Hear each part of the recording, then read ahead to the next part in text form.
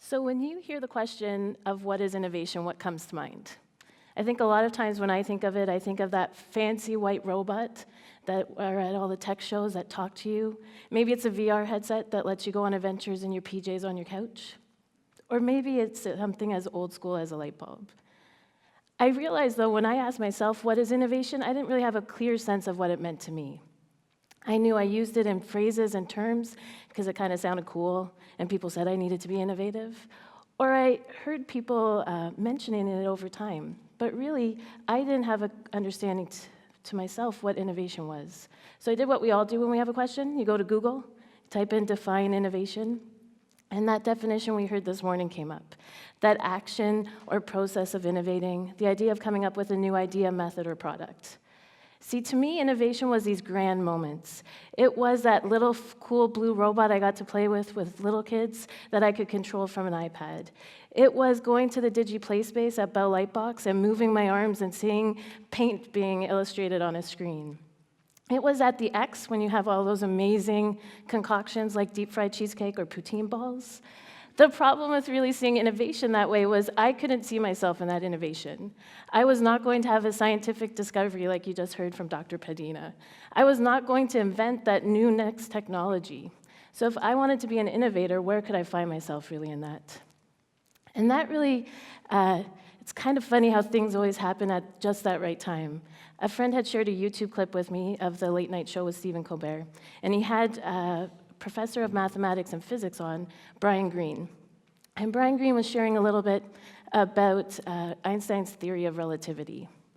I'm not the best science person, so he was doing it in plain language that we all understand with cool little props. But there was this moment that really caught my attention. He started talking about Einstein's journey, and he talked about a moment where Einstein had 10 years between two of his main discoveries that we know about. 10 years. When you read him in the textbooks, you hear innovation, Einstein, you don't hear about that 10-year journey. 10 years of questioning, pondering, reflecting. 10 years that he was so passionate about a topic that he was willing to stick with it. And suddenly I could see myself in that. I could see myself on this journey of innovation. I could see myself wanting to change, wanting to have an impact, wanting to make that difference. I could see myself in that definition. Maybe innovation was more about the journey than it was about that end product. Maybe it was a combination of both. And I definitely had passions and curiosities. I could see wanting to innovate within my education. So whether I work with 4-year-olds or 84-year-olds, the cool part of my job, I get to try new ideas all the time. I get to challenge what learning looks like for professionals. We get to have Twitter chats and we get to have explorations. I get to challenge what learning looks like in the classroom. And I definitely had those curiosities. I didn't just see it in my education, though. I also saw it with photography. Now, please don't check out my Instagram feed and challenge me on this. I know that my photography may not be as innovative as some of the professional photographers out there, but I could see my passion for photography really leading me to try new things and to explore new avenues. And I just didn't see that for myself, I saw it for my brothers. Whether it was my youngest brother with his music and his songwriting and trying new ideas, whether it was my middle brother, yes, I have 3, that was exploring with sports and trying new processes, or if it was my older brother that was looking at design, whether it was from building houses to designing tattoos. They all had these passions and curiosities that were really driving them forward. Suddenly, I could see myself in that definition of innovation. I could really see myself exploring what the possibilities are. Along the journey, though, I realized there was some big lessons to be had.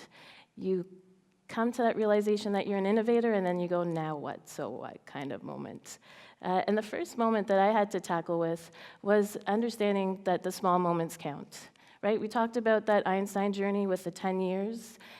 It's hard to really just depend on those big moments and celebrate those big moments. We were talking about today, even an event like TED, there were probably hundreds of different small successes that they've had along the way that have led to today. Those are small successes that many different people have had. And sometimes it seems silly. I was doing a hand lettering project, and I finally got this D right. And I was super stoked that I finally got that right shape to that letter D. And people probably would laugh at me to say that I celebrated that small moment. But that small moment told me I was on the path. That small moment told me that I was learning and that I had a new adventure in front of me. I think for me, one of the big ideas is that idea that there's sparks all around. I don't know if anybody's been to Barcelona and seen Gaudi's really cool homes and creations. It was an aha moment when I saw his work, and it's really all just mashed up teacups and plates. How did he have that spark that made him think, hey, I'm going to go take some plates and cups and smash them up and plaster them on buildings? And one day, people are going to come and spend thousands of dollars to see these. What sparked that journey? What sparked that innovation? More than anything, what sparked Gaudi's passion and curiosity about conserving energy and thinking of that before any of us really tackled that? I think one of those pieces is really the connections, that idea of conversations starting that exploration. Sometimes for me, those conversations have been face-to-face. It's a coffee with a friend at Starbucks where they challenge and they provoke my thinking. Maybe sometimes it's a brainstorming session where you come up with so many cool ideas, there's at least one that you can follow with. I think for me, though, what's really cool is seeing the possibilities with technology and social media. The opportunity, I can see an app that somebody's used in Singapore and use it in a classroom the next day. The idea that somebody can tell me about a project from Italy, and the next day we can have a classroom participating. I think, to me, I really saw the power in it when I participated in the 100th Day Project last year. So, like I said, I do like photography. I'm not always great at taking the time to get into it.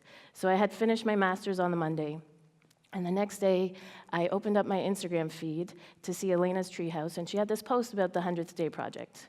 It seemed simple. Ella Luna, a startup, innovator, artist, had created this challenge with some colleagues about doing something every day and sharing it on Instagram with a hashtag. And as I started getting into photography, I realized how much I learned from just taking that daily practice of engaging in that creative process. But I also realized how much I was receiving from connecting with folks on that hashtag. I could click on that hashtag and see a graphic designer, a watercolor artist, a pianist, and see all of their work inspire what I was doing at the moment. Better yet was I had a group that I kind of roped along for the journey. So I had 4 or 5 friends that decided to do it with me all 100 days. It was a long trek. And on those days where I was feeling like I didn't know what I was going to take a picture of the next day, they challenged me to think outside the box. They gave me criticism. They gave me feedback that really helped guide me along that path. The other idea is that innovation really doesn't always start as a brand new concept. We all see our fancy smartphones, and it's hard to believe that at one point they had those dial-up phones that your grandma may still have in her house.